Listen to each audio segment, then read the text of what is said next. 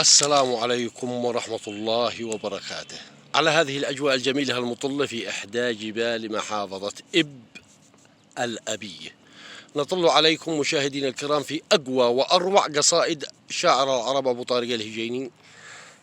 قلنا في القصيدة: سر الليل يا نبض الهجيني وساعده سر الليل فلتقطر عسل من قناتها، ورتب لكل الجيل كلمات خالده وعلمهم ايش معنى الرجولة بذاتها، وأرخ لأبو طارق من أروع قصايده، ويا سعد من ذاق العسل من شفاتها، ويسطول في بحر الهجيني ورايده معين يسقي أجيال اليمن من فراتها، هنيئا الذي فوق الكواكب رواعده كما الغيث لقد هل يسقي نباتها.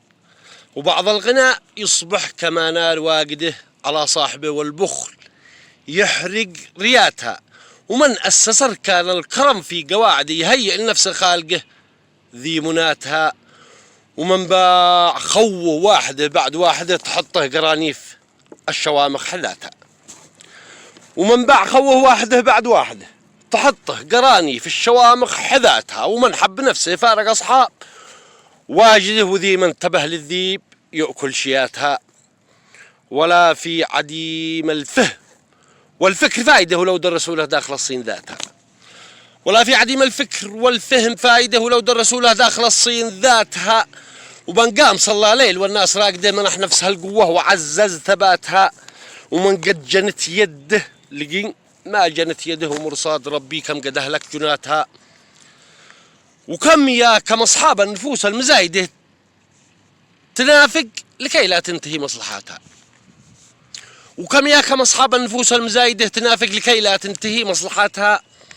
أنا من عنا هذا الزمن صرت قايده، ونفسي زمان يقطها من سباتها، ومن قبل 20 عام الأحداث شاهده، فحذرتها وانذرت نفسي بذاتها. في كم قصر مسلح وطاحت حدايده، من أتبعها ونفسه تشمت شماتها، ومن قبل 20 عام الأحداث شاهده، فحذرتها وانذرت نفسي بذاتها. في كم قصر مسلح وطاحت حدايده، من أتبعها ونفسه تشمت شماتها. في كم قلت يا نفس بصري ما شاهده وتتعبري من الناس شفتي حياتها، ولا صحبي هين ولا نفس حاقده، ولا النفس ذي لعبت بها سيئاتها. وصلي وصومي ناشدي من أناشده، معي سبحي واستغفري دون الانتهاء، حسب ما اتفقنا بلي سلر عن نجاهده. عقيدة نبينا المصطفى احنا حماتها، فمهما صنع من قيد ربي مقيده، ولا نعشق الدنيا ولا احنا هواتها. وبالله استعيني واصبحي خير عابده، فلا عد عمل للنفس لو جاء مماتها.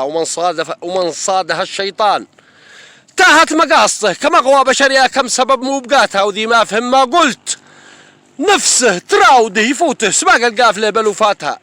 صلاتي وتسليمي مدى الدهر صامده، صمود الرجال المؤمنة في صلاتها، على قرة عياني ونجم الأجاودة محمد ضياء الكون كامل جهاتها. اللهم صل وسلم عليه وعلى آله الطيبين الطاهرين.